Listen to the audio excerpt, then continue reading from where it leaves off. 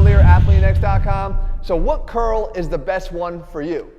You see, there actually is an answer, especially if you're heading to the gym at all banged up. You have problems with your wrists, your elbows, your shoulders, your back. What curl is best for you? You kind of have to figure it out because the curl is going to be a staple of bicep training. There's not a lot of other options that don't involve some sort of curling of a dumbbell or a barbell.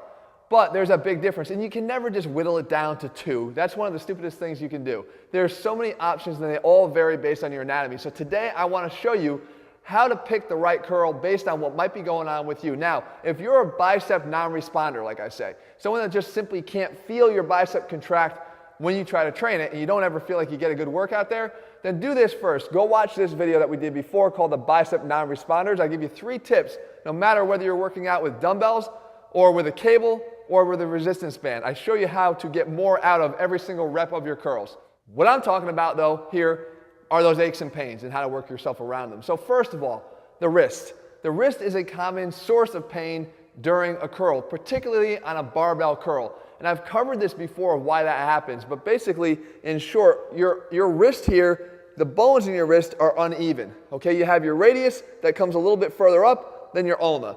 And in between the ulna and the rest of your carpal bones, you have a little disc of cartilage that's meant to try to help level off the difference that was created by that little bit longer radius. Well, when you curl, especially as you're trying to curl heavy, and you sort of kind of lean back a little bit, what happens is you're getting this bending back of your wrist and also this bending in this direction here. You're pinching that cartilage. So we can avoid that by getting rid of the straight bar, obviously, but if you still want to be able to do your straight bar curls, you can do it with less weight so you're not having to lean back. Now, I'm a big proponent of doing cheat curls, but if wrist pain is something you're dealing with now, you don't want to do that. So the other thing we could do, obviously, is something called the easy bar curl. Now, someone smart came up a long time ago with the idea of bending the bar in a certain configuration here that allowed us to not have to have our wrists forced to be in this position, but allow them to be a little bit more neutral. This alone will make a big difference, but don't make the mistake of making the easy bar curl easy. Load up that sucker and make it a heavy easy bar curl just like you would with a straight bar curl so you can continue to see the gains without the pain in your wrist. Of course, you could always use dumbbells too and just mimic the same positioning. Instead of holding your dumbbells like this, get them in this position here. But again, don't forget, you still want to get some supination up at the top, as I'm showing you here, to make sure that you're not missing out on the full benefit and function of the biceps. Moving up the kinetic chain, the next stop that you might start having some pain is right here in the elbow. It's actually a really common source, forearm and elbow pain during curls. A lot of people have stopped curling because of the excruciating pain they feel when they do it. You don't necessarily have to. You see, it's most likely a symptom of weak biceps, and what you're getting is an over-contribution of the flexor muscles of your forearm to try to help. So if I can't get the weight up because my biceps aren't strong enough, my forearms are going to try to kick in and do too much of the work. Here's a couple easy options and solutions for that to avoid it. You can do what we call wrist back curls. And the wrist back curl is going to have another added benefit of giving you perhaps the best contraction you've ever felt on your biceps. When you perform your curl, instead of having the hands straight out like this, you're going to want to have them bent back like this, like a waiter would be carrying a tray to the table. No matter how the bar curls up, you always have to keep your hands flat so that you don't dump the tray on the floor. So you can see me doing it here in this curl. By bending my wrist backwards, I'm able to keep the forearms out of it, maximize the amount of stimulus I'm putting on the biceps, and get much more of a workout for the biceps. Like I said, probably the strongest contraction you're ever going to feel. We can carry that over too to chin-ups by just getting in the same position, just like this, and you'll see me do it here, where then I pull myself up and I'm keeping the forearms out of it. A lot of guys will feel this medial elbow pain on the chin-ups for that one very reason. Or you could do this final exercise, one of my favorites here that I've covered before. It's a drag curl. And the drag curl is naturally going to keep your wrists bent back a little bit. Your arms are going to go back behind your body just a little bit more, and you'll be able to actually target the long head of your bicep a little bit as well. So 3 different options for you if you're dealing with elbow pain, but you won't have to stop doing all your bicep curls altogether. Next up, one that I know all too well, shoulder pain. And curls with shoulder pain can be a pain in the ass. Ironically, it goes right from your shoulder to your ass. And that's because it hurts, and it hurts a lot. And really, when you understand the anatomy of the bicep, you understand why. You see, the tendons of the bicep actually will attach one close to the shoulder and one right up inside the joint capsule, right near the labrum. And for someone that has a torn labrum like myself, you get a pulling or a yanking right on that area that is torn, you're going to feel some pain. So one of the worst things you can do in this case is incline curls. And the reason for that is once you get into the position I'm showing you here, you put your arms back behind your body into extension. Already it's pulling down on that shoulder, right inside on that capsule where you have the injury. This could also apply if you have a rotator cuff tendonitis. You could feel the same discomfort here.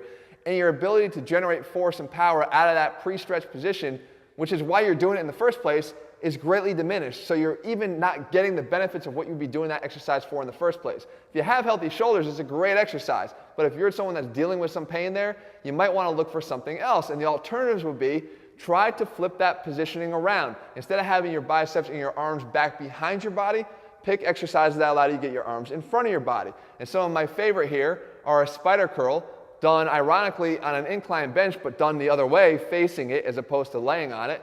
And then also, we could do something just like a regular preacher, and you could stand up, put your elbow down on the slope of the incline bench, and do a regular preacher curl. Again, both of them position the arm in front of the body as opposed to that more irritable position back behind. And lastly, one area that people tend to forget when it comes to performance on curls and which one you should be doing, and that is a weak core. You see, curls can be a core exercise. Matter of fact, they demand a lot of strength and stabilization from your core, and when you don't have it, I guarantee you will feel it. And where do we feel it? A lot of times we feel it in our low back. So if you're getting any kind of back pain during a curl, or if you just don't have the strength on an exercise that you should or you think you should, likely it's your core that's betraying you. So here's the quick way to figure that out and to test it. If you were to do, let's say, a 100-pound barbell curl or a 50-pound dumbbell curl in each hand, alternate the dumbbells and curl the bar itself the same, together, or curl the two dumbbells together. You don't even need a bar if you don't have one. Which one is easier? I'll tell you right now, the alternating dumbbell curls are going to be easier. Now, how could that be? Each dumbbell is still 50 pounds. Each bicep is still responsible for curling 50 pounds, whether or not we're doing this together or whether or not we're doing this one by one. The difference is that if we do them together, our core has to stabilize our body and provide that stable base from which our arms are going to move off of and generate force of either 100 pounds at once or 50 pounds at once. If your body can tolerate the 50 pounds, but once we try to curl them together, your strength dramatically diminishes, that's because you don't have the required core strength and pillar stability up and down throughout your kinetic chain to really handle that. So it may not even be that you have to start focusing more on increasing the strength of your biceps. It would be that you have to start focusing more on your core itself and getting stronger throughout your entire abs and low back and core region.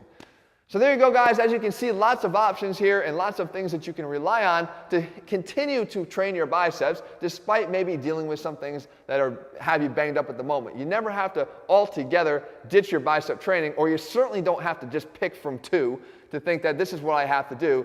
There's way more that goes into it, especially if you put the science back in strength like I try to do here for you each and every week in each and every video to bring you guys that next level, the why and not just the what. If you guys are looking for a training program that does that as well, head to Athlean-X.com, get our Athlean-X training program. I'm happy to coach you through every single day, giving you the why and also the what so you understand what you're doing. You're going to get way better results way faster when you do. That's over at Athlean-X.com. In the meantime, if you found this video helpful, make sure you leave your comments and thumbs up below. I'll do more of these. Tell me what other issues you want me to cover, and I'm happy to do that here in the days and weeks ahead. All right, guys, I'll see you back here soon.